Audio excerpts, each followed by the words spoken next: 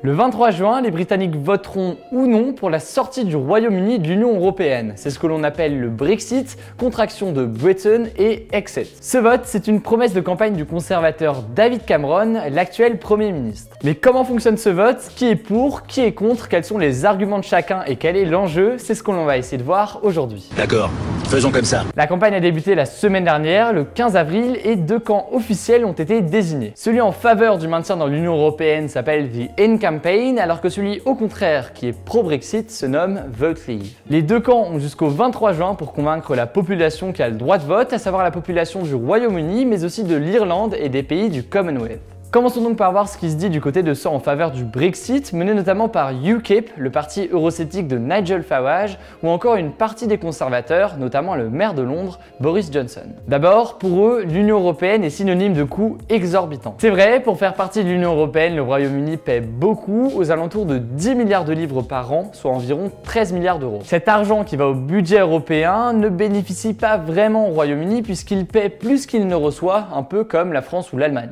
S'il n'y avait pas les Français et les Anglais pour le tenir, hein, quand on voit le bordel que c'est dans la rue, ah oui. Cet argent pourrait donc être réinvesti au sein de l'économie britannique, ce qui permettrait d'augmenter la production, surtout que d'après eux, l'Union Européenne n'est pas essentielle au Royaume-Uni du fait des autres partenaires économiques qu'a le pays. L'autre argument majeur concerne l'immigration. La peur de l'immigration, on l'observe un peu partout en Europe avec des nuances, mais on l'observe donc aussi de l'autre côté de la Manche. L'immigration en question, c'est celle des réfugiés que connaissent beaucoup de pays européens, mais aussi l'immigration venant de l'Union Européenne, de pays de l'Est tels que la Roumanie ou la Pologne. Des partis comme UKIP jugent ainsi cette immigration incontrôlée et souhaitent donc reprendre le contrôle sur les frontières en quittant l'Union Européenne. Enfin, le pro-Brexit est le plus souvent alimenté par un discours souverainiste très fort. L'Union Européenne est pointée du doigt pour son manque de démocratie ou encore une bureaucratie trop importante.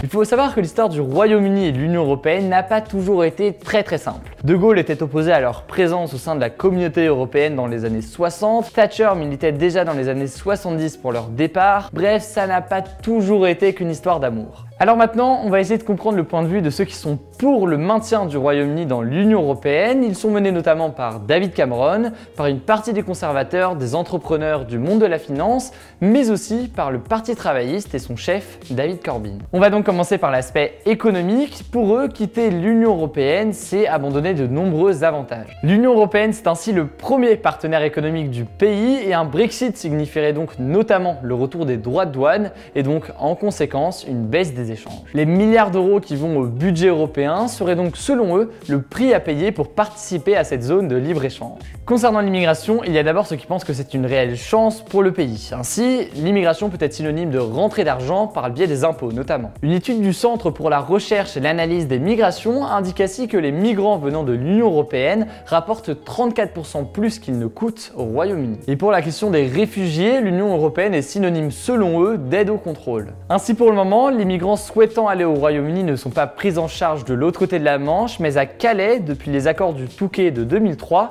Mais Emmanuel Macron a fait savoir récemment qu'une sortie du Royaume-Uni de l'Union Européenne entraînerait une fin de la retenue de ces migrants à Calais. Selon eux, un maintien dans l'Union Européenne est donc synonyme de coopération sur la question des migrants. Il est aussi intéressant de voir les arguments du chef du Parti travailliste, Jeremy Corbyn. Lui est fortement opposé à l'Union Européenne dans son état actuel, mais pour autant, il ne souhaite pas le Brexit. Il espère ainsi pouvoir changer l'Union Européenne pour en faire une Europe davantage sociale et souhaite donc l'améliorer plutôt que de la quitter.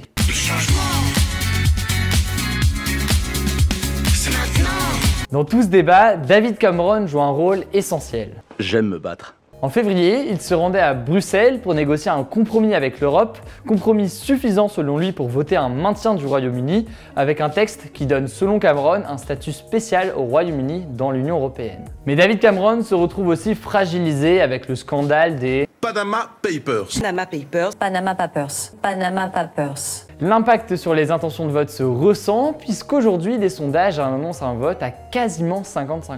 Bien sûr, un Brexit ne serait pas sans conséquences pour l'Union Européenne. D'ailleurs, beaucoup craignent que cela n'entraîne un effet boule de neige. La sortie de l'Union Européenne d'un pays laisserait la chance à d'autres eurosceptiques d'éventuellement tenter leur chance.